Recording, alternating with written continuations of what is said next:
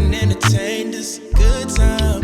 Now I've been thinking about this for a long while, yeah. If you know me, always. If you want my woman, then you understand. You the one I trust, that's always.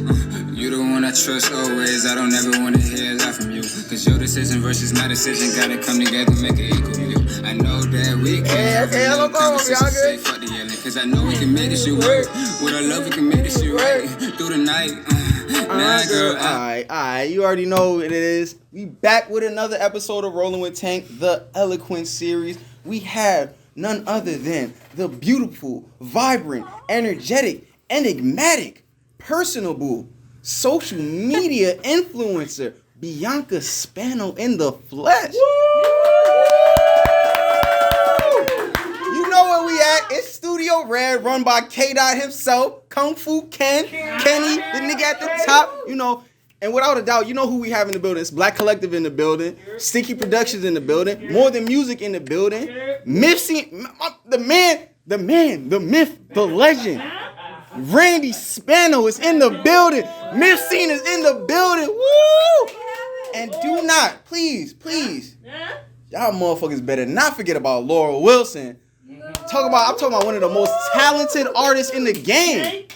Like without a doubt, you know what I mean? But before we get too deep, I'm gonna give Bianca a little introduction, and then I'm gonna let Bianca speak on what she does a little bit herself, and then we're gonna get into this interview. But whether you're just getting started or an advanced social media influencer or content creator, Bianca Spano at Bianca_Spano on TikTok can help you improve your skill set and reach a larger audience. With an unparalleled knowledge and experience in social media space, Bianca is currently expanding her brand and wants to help others master navigating social media, the ins and outs of TikTok, in order to help you reach your social media acclaim and a thorough grasp of content creation.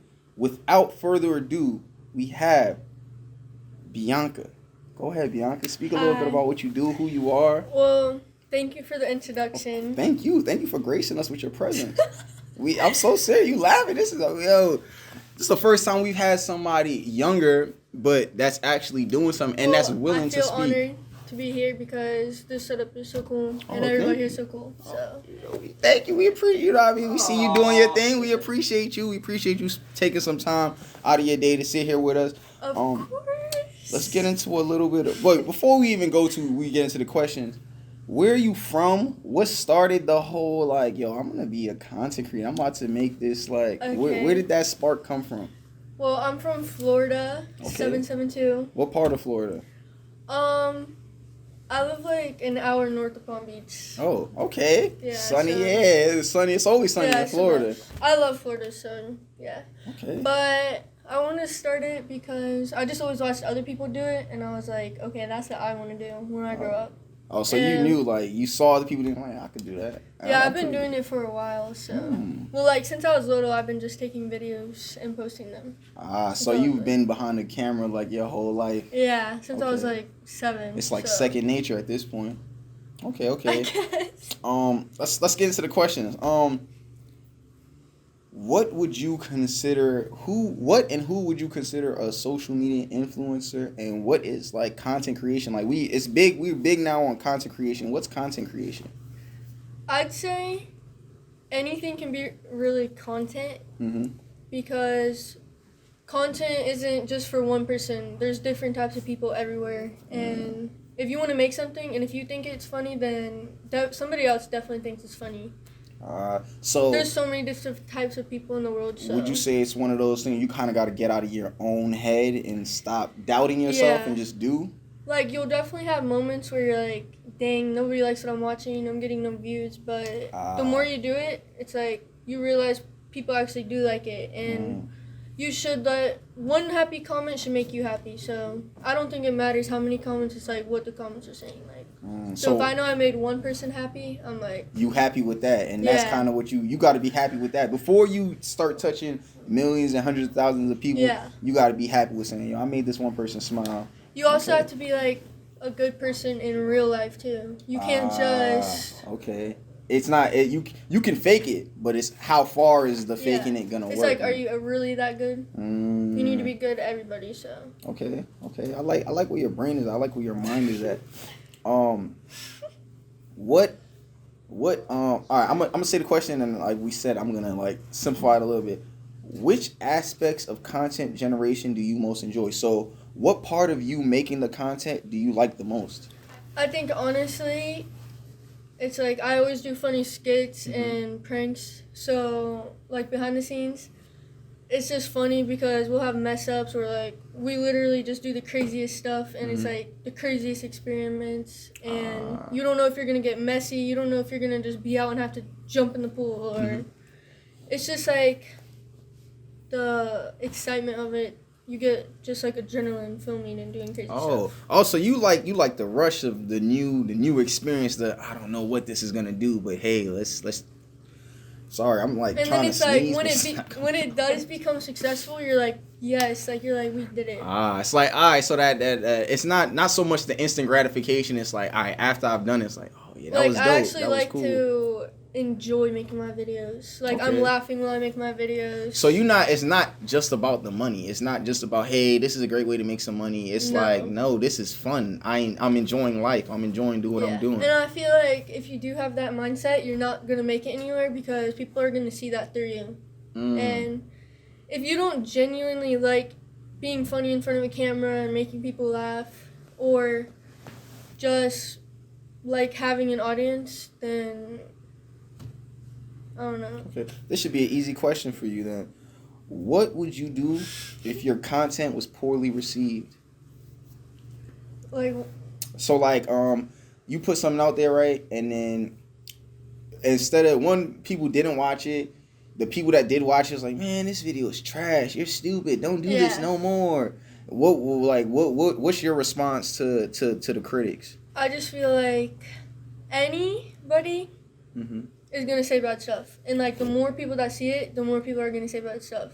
And you're gonna deal with hate, and that's just part of being an influencer and getting more eyes on you. Just like you have real life haters, like I'm pretty sure not everybody in your school likes you. Yeah. Not everybody you work with likes you. Yeah, I hear so what there's saying. Not everybody outside on the internet is not gonna like you either. I'm not gonna lie, I like that you're young, you're only 16, but you have a mindset of someone that's like almost been through life already. It's like we got to deal with this. Like, I understand it's part of life. Like, instead of me complaining, I hate these people suck. It's like, nah, it's part of life. It's either you're going to deal with the hate and you're going to push it aside and continue to be successful, or you're going to let the hate stop you. So I really like your mindset and where you're, Thank you. Yeah, how you thinking. So, speaking of school. Okay. Is there any conflict with being an influencer and, like, people maybe harassing you at school? Ooh, yeah. For sure. I actually had to leave 2 of my schools because of that. And yeah, it was pretty crazy. So freshman year, I went to like my school, and this was like my first time going to school with actually like having social media. Oh yeah. And I remember on like the 3rd day of school, like somebody like hit me while I was just like sitting in my chair feeling nervous, and I was just like, what? Yo, yeah. And it was like I wouldn't even know these people, or I didn't even talk to anybody. So there was just crazy stuff happening, and they were like, you just have to go, like it's just not safe for you here. Then I went to another school. Yeah. That was good for a while, and then it started happening again.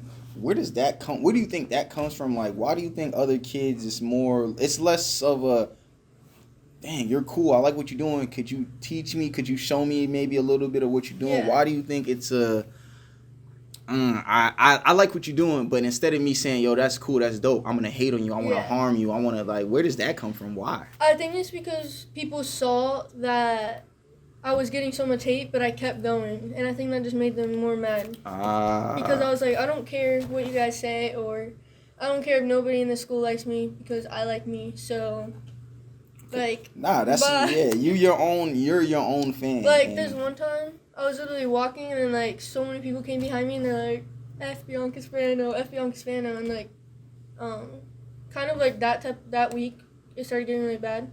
because like more people just started hopping on like the trend of hating me or whatever. Ah. So the school was like. So would you say have that to it go. was that like it became trendy to hate you? Yeah, And then for sure. Like, wow. I would wake up every day with like posts about me, and they would be like, if you post Bianca for her birthday, like I'm blocking you, or like guys would even try to fight me, or like try to fight like my little cousins and stuff because they were like in my family. I'm like, what? Ooh, that is it's interesting because from an older person like and I'm not even really that much older, but like we don't really like if I got beef with somebody or if I have a problem with somebody, I'm not gonna take it to social media, and it's super interesting seeing how like the new younger generation, it's no longer a yo, I'm gonna deal with this when I see you. I'm gonna deal with the purpose. I'm gonna take it to the internet, and I'm gonna let the internet try to deal with you. It's kind of interesting in terms of like how people like it's the how they quantify fame, and it's like yo, this is cool, and I'm gonna do this, and it's like because she's doing this and I don't like her, I'm gonna attack. And it's like instead of saying yo, let me build myself up, let me get to that level, let me try to compete with Bianca instead of saying, yo, I hate Bianca because she might be doing better than me. That don't make no sense. And I had my friends, and I was so loyal to them, and I'd post them. I'd be like, yo, we got to do this. Like, this is what we have to do. I would never be like, this is what I have to do. Like, and then I'd be like, this is what we have to do. And it was like, I realized I was just surrounding myself with people who don't want to better themselves. So I was like, I just don't want to be around you guys at all. Yeah. So it's like they wanted to take me down with them, and I'm like, I'm that's not gonna have that mindset. interesting, and that's powerful for somebody your age to even have that type of mindset and be at that point in their life where they're like, yo, these people are trying to take me down. I have to walk away from the situation. When we get back, we're gonna get into more questions. We have more things to ask Bianca. She's doing amazing. Like if you don't notice, she's pretty like grown up. Like she's extremely mature for her age. But we'll see you in a little bit. So we are back with Bianca. Let's get in. We have way more questions. Let's just get into the questions. Question: do you have any techniques that you use potentially to like aid you in posting and like growing your account and things like that? Well, I feel like I want to start helping other people do that too. So, but basically, it's all about consistency, and you can't post once a week and then expect results. Like you have to, it's an everyday thing, and people think it's easy because you're just taking a video of yourself, but it's like you can take that video 500, 700 times, or like it takes 3 days to get one you like, because the more you grow, you're like, oh crap, this many people are gonna see it, I need to look perfect, or this has to be perfect, or you get the content, you absolutely hate it, and you spent 3 days filming it, and then it's like, dang, yo. So, okay. There's definitely a lot of techniques that people can do, so I'll definitely try to help people on my page, or like if you ever have any questions, specific questions, like I'm down to answer them in the DMs. So okay, how would you say content creation can benefit a business? I would say, just like when you're going down the aisle to buy cereal and you're a little kid, you want to get Lucky Charms or the colorful stuff that's like, I look good. You don't want something that's boring, because who wants to wear something that's boring? If it's fun, and you're going to like it. So I just think it's all about personality and what type of mood you want to give off. Rolling. All right, we back with Bianca. Sorry for the minor technical difficulties, but you know what it is. Rolling with Tank. We always gonna fix the problem, and we're always gonna get back at it with Bianca. So, what would you say? What social media platforms would you say businesses or people interested in content creation, social media influence, they should establish a presence on? They should focus on, trying to grow a brand there. I would say pick what type of person you want to portray yourself as, because you can't be this type of person one day and then another person another day, because it doesn't work. You have one audience, so Got you. I don't know. So focus on that one audience. Don't focus on trying to grab this audience, grab this. Just say, this try is to grab all audiences by just being yourself, not being other people. Like, okay. you don't. And if you are the type of person that changes your style all the time, like I do that too. The fact it's that just you always said be that, yourself. I have one question. The fact that you said that, so the question was describe one strategy that will help you succeed as a social media influencer and content creator. But you seem like it's been how do I say this? It's been a reverberant fact this entire time we've been talking. Authenticity. Why is authenticity such a key factor in you establishing your brand and growing in the content space? Well, I feel like everything's about energy. So whenever people are watching videos, it's like you can tell if they're having a bad day. Like you can see it in people's eyes. So like I said, like if you're not enjoying it, then it's not going to be fun. Like you can tell people will do it for years and then they stop because they get miserable and it's like they just don't want to do it anymore. And I would also say it's good just to connect and reply to your fans, give back to your fans because they are people. They're not like just a number. So engagement is huge as well. Yeah. Okay. Let me see. How do I put this? Do you have?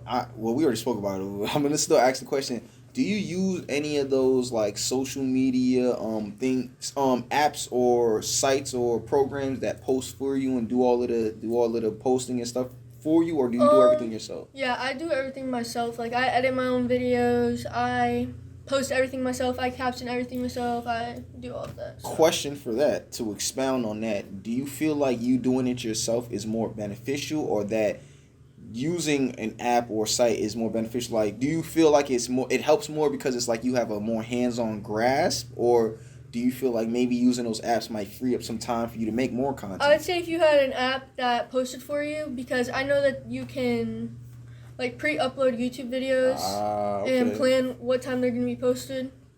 I think that's good if you're a busy person and all that. So if you don't have the time, then take full advantage of all these apps and these programs. Definitely. Yeah, that's smart. What metrics and markers do you use? What's important to you when you're like tracking your success on TikTok? Like, what do you look for and say, oh yeah, this is a successful video, this is not a successful video? Something that really gets to people is like the number part. And you're like, crap, I've been at this many followers for this long, or like I haven't grown, or I haven't got a viral video. But I think that you sometimes have to remember, like, that's not all that matters. So, I think, can you hear me say it again? Yeah. The question?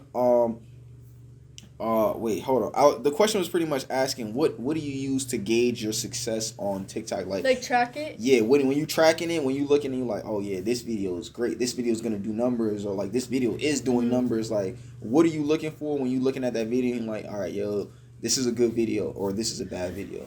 Yeah, I'd say everything depends on the first hour of you post. Oh wow. I mean, on TikTok though, it is a little different because you can post a video and then a month later it like blows crazy. Up. Oh, okay. But I'd say usually within like the first hour, if the post isn't doing good, I just know it's not gonna. It's not gonna. Oh, okay. So like that first hour kind of gives you it's not gonna fully give you like this is gonna do this, but it gives you a rough estimate of also, this like, might do this might do this. It depends. If a video of like your personality goes viral, you'll probably get more fans. But if a video where it's like with you with other people or kind of like a skit, it's kind of different because it's a different type of audience. I get what you're saying. How do you get repost on TikTok, and do you use? So my friend, I was asking him. And the reason I worded this question like this because I didn't know exactly. I had to ask somebody else for like help. But do you have the duet feature on, and do you yourself build off of other people's videos? Yeah, I do have the duet feature on. I have the Stitch video on. Okay. Or Stitch feature too. I have all of that stuff on my TikTok. So people could grab your stuff and go do what they want with it. Because do you think that's more beneficial, or? For sure, because if you realize like some of the biggest people on the app started getting big off of people duetting them, being like, they're so hot or they're so funny. It's just, I think, it's basically like somebody reposting your video on their page. So, of course, it's more beneficial. Anything of somebody posting you is beneficial, so. Okay. So, this is for both individuals and companies. How should an individual or company measure social media and content creation success? what should your goal be? Conversion, engagement, awareness, or traffic? I'd say honestly all of it. If it's all like, how do I explain this? Everything involves a team, so just kind of think of all of those assets as a team. So it's all like I guess like a car. Like you need an audience to to raise awareness. You Yeah. need this to do that. You need a camera to. So record every piece plays its part, and without everything, it's not gonna go where you want it to go. Okay. How did you yourself grow your traffic on TikTok?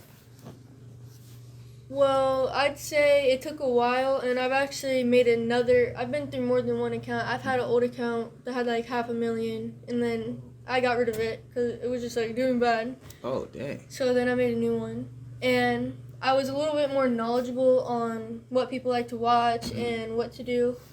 So I just kind of just found something and stuck with it and just kept doing it.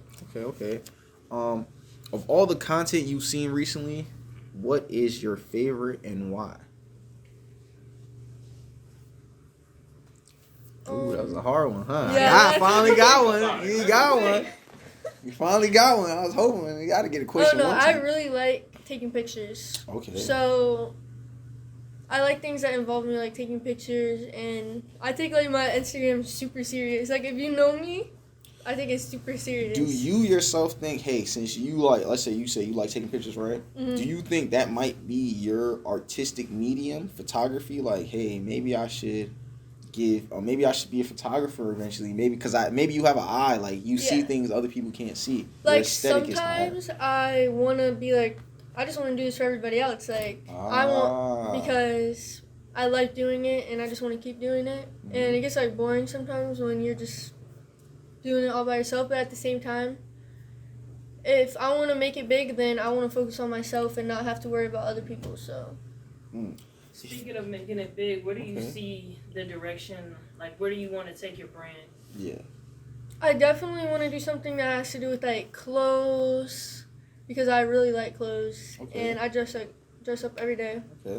And traveling, taking pictures, basically just normal lifestyle things. So, I guess we call it, well, nowadays we call it content creation, but pretty much what you would be doing back in the day, if you went to school for and all that stuff, you would be in PR, public relations. Like, that's what you like. You like being in front of people. You like helping people reach different people. You like engagement. You like looking good. You like making sure other people feel good because they look good. So, yeah, you sound like a very knowledgeable person in PR. And it's crazy because you're only 16.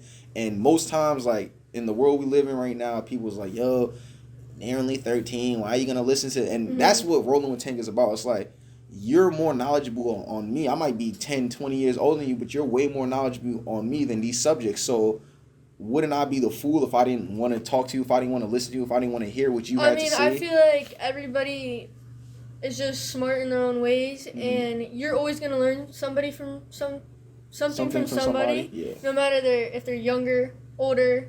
And I feel like that's a big thing, is that I walk into these rooms or I hang out with certain people or I post certain stuff and everyone's like, yeah, so cool, you're so smart. And then it's like, as soon as my age gets brought up, it's like, she has no idea what she's talking about. Like, who is she? And it's honestly like, I don't want to, it's hard because I don't fit in with people younger than me or older than me. Yeah, it's like you're in like a limbo. Until you get to of age, like you're in a limbo. It's like, man, I can't rock with y'all, and I can't rock with y'all. It's like I'm just here, like in this space. Okay, that makes sense.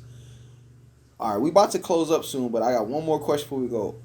First, describe your least successful social media campaign. Describe your most successful social media campaign, and what did you learn from both experiences? Okay, and by campaign you mean like videos? Like videos, posting, anything like that. I'd say my least successful is just stuff that you post and you're not like proud of, or you don't put effort into, or it's like just stuff you're not enjoying. You know what I mean? But my most successful video, I've had videos with like so many views and it's like crazy. Oh, okay. Yeah. So, okay. Like I had a video with, I do pranks, skits, all that type of stuff. So things go crazy viral. Okay. So the funny stuff is more like the bigger stuff. I think it's just like the more somebody wants to watch it, like you can only watch somebody be cute for so long. Yeah. Okay, I get what you're saying. Like, you want to make things that are gonna last for history. Like, you want stuff that's last the test of time. Just like always gonna be funny, always gonna be cool, always gonna entertain. Sticky.com. Hold on. So Bianca, let's get into the heavy stuff. This is one of our last. We may have maybe 2 or 3 more questions, but let's get into one of the heavier topics. Yeah. So, you've encountered some controversy and backlash from other influencers due to some of the content you post. For reference, in particular, the TikTok where you asked the older gentleman if he would smash or pass. What was the backlash like, and what did you learn from the situation? What advice would you also give other young content creators in order for them not to repeat the same mistakes?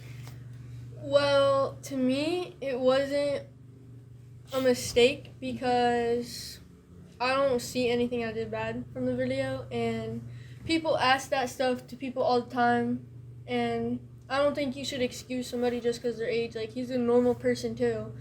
And it's not like I was forcing him to answer anything, and I didn't, like, force him to do anything. But I can understand that, but can you see how people view it as, like, almost, like, people are, from the outside looking in, it's almost like entrapment. Yeah. It's like, he didn't ask for that, he was minding his business, he was just chilling, and then you came up there, and luckily, he said the right things. But if he wouldn't have said, you know what I mean, what would have happened? And it's like, and it's almost like, I think people are looking at like, man, it's weird. I'm not going to lie. It's super weird from my own perspective because it's like, he didn't say the wrong thing. So why are they angry at you? But then I also do understand, what if he would have said the wrong things? Like, and how would it have been taken? I 100% understand that. And I understand how people can see, like, the intent behind the video. Yeah. But things are always going to get twisted around, and from my point of view, it doesn't seem like I'm trying to, like, force anything, but I can definitely see how people take it, but I don't think that people should tell me to, like, kill myself or something. Nah, of course, that's way too far, but, alright, for me, what I would ask... And he probably, like, I literally walk up to him. Yeah. People probably think, like, the video starting was me walking up to him, but asking before, hey, I'm going to ask you some questions, like, hope you're okay with that. He's probably never even seen the video. Like, he probably just thought some random weird girl asked him some questions that he doesn't even know, and then just, like, went to sleep or something. Like, so, all right, other young content creators, how would you advise them to avoid the same situation, or would you say don't avoid it? When you go through it though. Like, acknowledge your mistake, acknowledge whatever wrongdoing, acknowledge whatever part you played in it, and then move forward from that. Or would you say to try to avoid that type of stuff? I'd say if you feel like, should I post this? Yeah. You shouldn't post it. Okay. Or you can be the type of person where you're like, I don't care what people think, but your mind changes and you get older, so you're like, you don't know what you're going to regret. So I'd just say, and how to deal with it, it's like, nobody knows you. You only know you. So if you know you're a good person, then you're a good person. Okay, I like that response, and it sounds like you've grown. It doesn't sound like, sounds like you've dealt with the situation. Like, what I mean by dealt with it is not so much like, a lot of times things happen, and if you notice, like in the world we're in, especially in entertainment, it's a lot of PR. It's a lot of touch-ups. It's a lot of, yo, let's fix this. Let's make this look like this never happened. And I like that it wasn't so much from you, nah, it didn't happen. It was like, I did it, I went through it, but it's like, it was a learning experience. It wasn't, I didn't do it maliciously. Yeah, I think it would be, like, I wasn't intentionally trying to hurt this man. Yeah, it was no malicious intent. And I didn't hurt him or anything like that. Yeah. It's just people are going to just, like, make it seem like that because... I got a question. Do you feel like maybe, because this is a big thing I think I say all the time, do you feel like maybe this generation, your generation, might be a little bit too sensitive? Like, it's I don't think anyone can, like, tell somebody how to feel. And I also feel like people are more aware of things now. So it's different where you get older and you're like, have your mindset of no one can tell me. And then when you hear stuff like that, it's like, whatever. But like now we're growing up and we see stuff. It's not so much of that. So it's like, hey, I don't even feel like people are trying to be like, oh, you're a terrible person, blah, blah. They're like, yo, I don't think you should do this. Okay. It's more it's more help. It's more like, yo, we think this doesn't look the best. Like, don't go down that route. You are gonna still get the hate, but it's not so much. It's not heavy on that. Mm-hmm. It's more of the it's not a good look. And I'm never gonna like sit there and fake and be like, I'm sorry, when I don't feel like I owe an apology for like asking so many questions. Got you. All right.